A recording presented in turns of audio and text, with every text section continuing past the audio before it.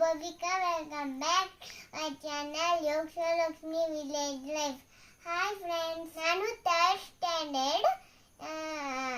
ನಮ್ಮ ಸ್ಕೂಲ್ ಹೆಸರು ನೀವಾಕ್ಸ್ಪರ್ ಸ್ಕೂಲ್. ಚಿಕ್ಕ ತಿರುಪತಿ CBSE ಸಿಲೆಬಸ್. ಸ್ಕೂಲಲ್ಲಿ ಬುಕ್ಸ್ ಕೊಟ್ಟಿದ್ದಾರೆ, ಹೇಗಿದೆ ಅಂತ ನೋಡೋಣ ಬನ್ನಿ ಫ್ರೆಂಡ್ಸ್. ಬನ್ನಿ ಅನ್ಬಾಕ್ಸಿಂಗ್ ಮಾಡೋಣ.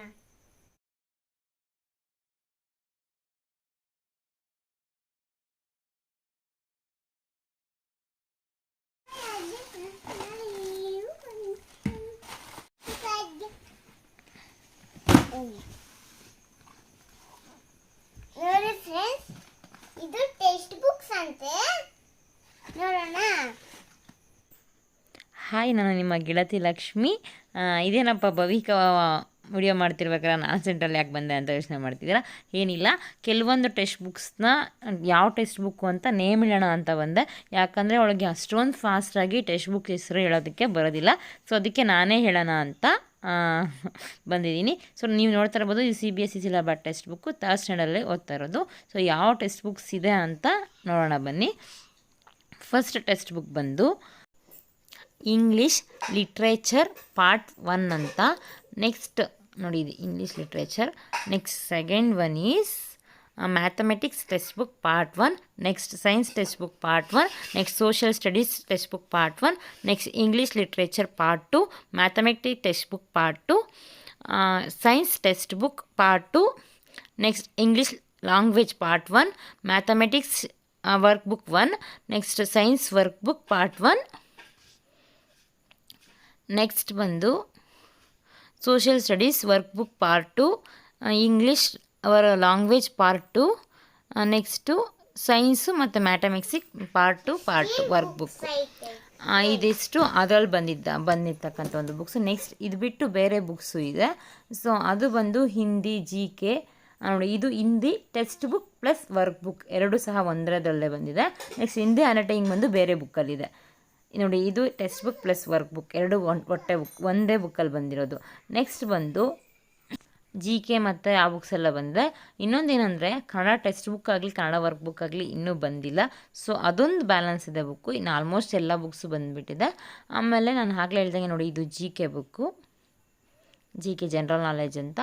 ನೆಕ್ಸ್ಟ್ ಬಂದು ಇದು ಕರ್ಸಿವ್ ಹ್ಯಾಂಡ್ರೈಟಿಂಗು.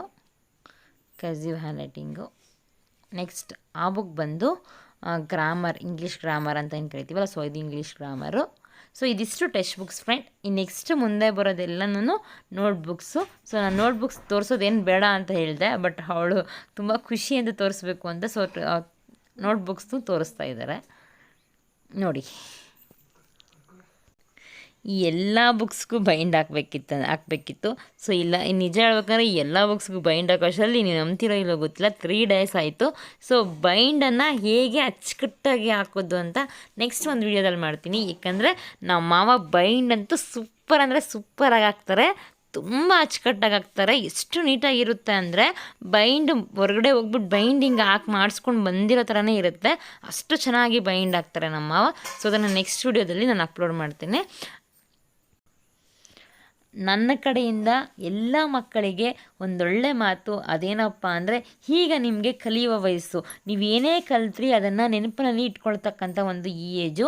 ಸೊ ಅದಕ್ಕೆ ಬೇಗ ನೀವು ಅದನ್ನು, ಇವಾಗ ನಾವೇನಾದರೂ ಹೇಳ್ತೀವಲ್ಲ, ಸೊ ಅದನ್ನು ಬೇಗ ಕ್ಯಾಚ್ ಮಾಡ್ಕೊಳ್ತಕ್ಕಂಥ ಒಂದು ಏಜು.